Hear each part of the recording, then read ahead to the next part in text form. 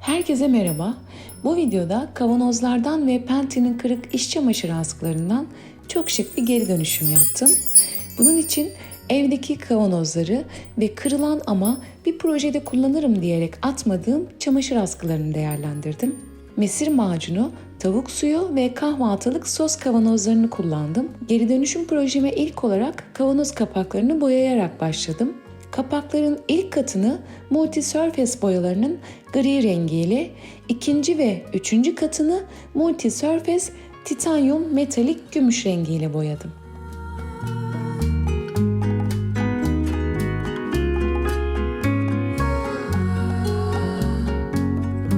Kapakların boyası tamamen kuruduktan sonra kapakların ve kavanozların çevresine kristal taşlı şerit mesh yapıştırdım. Yapıştırıcı olarak ikili hızlı yapıştırıcılardan kullandım.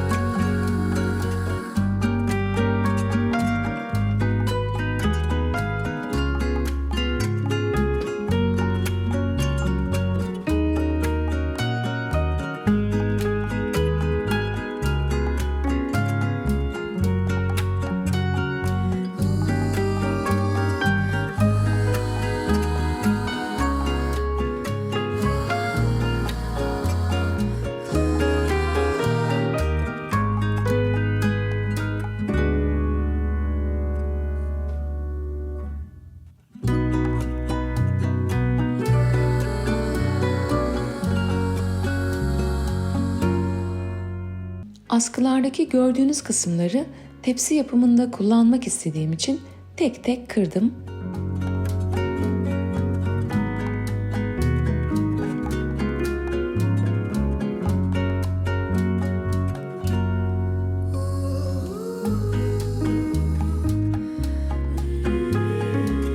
Daha sonra ince ve dikdörtgen bir kontraplağın çevresine gördüğünüz şekilde yapıştırdım. Yapıştırıcı olarak da yine aynı şekilde ikili hızlı yapıştırıcılardan kullandım.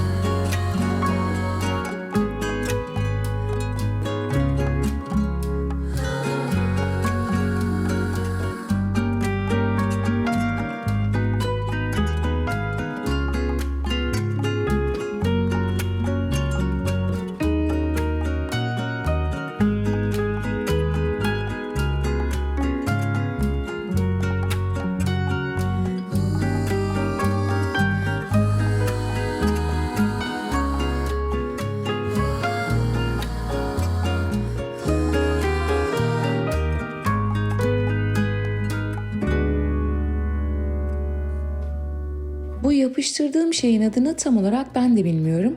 Bir komşumuzun kullanmayıp atacak olduğu stor perdesinden, yanlış hatırlamıyorsam etek dilim kısmından çıkartmıştım. Yine bir geri dönüşüm projemde kullanırım diyerek erzak dolabıma koymuştum. Askı parçaları ve kontraplakla yapmış olduğum tepsinin çevresine bunları uygun şekilde kesip gördüğünüz şekilde yapıştırdım.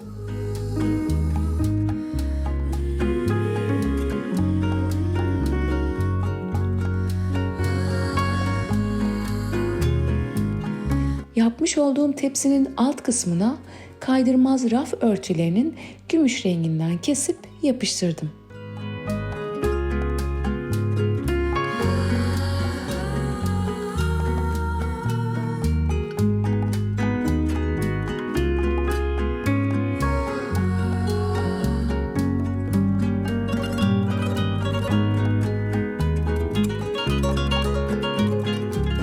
Ve son olarak kristal taşlı şerit meşlerden minik minik parçalar kesip çubukların yuvarlak kısımlarına yapıştırdım.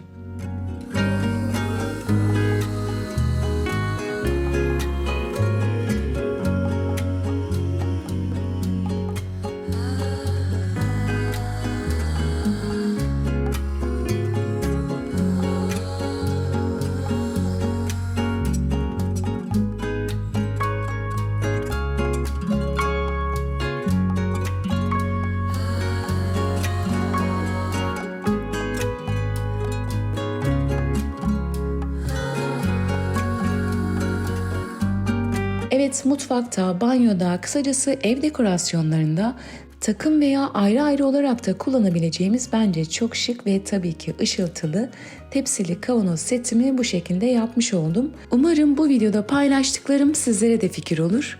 Videoyu izlediğiniz için ve kanalıma abone olup videolarıma beğeni ve değerli yorumlarınızla bana destek olduğunuz için çok teşekkür ederim. Bu arada kanalıma hala abone değilseniz ve bu videomu beğendiyseniz kanalıma ücretsiz abone olup mobilya boyama, yenileme, dekorasyon fikirleri, geri dönüşüm, kendi yap projelerime ait videolarımı da kanalımdan izleyebilirsiniz. Hepimiz için sağlıklı, mutlu, mucizelerle dolu günler diliyorum. Aşk ile kalın.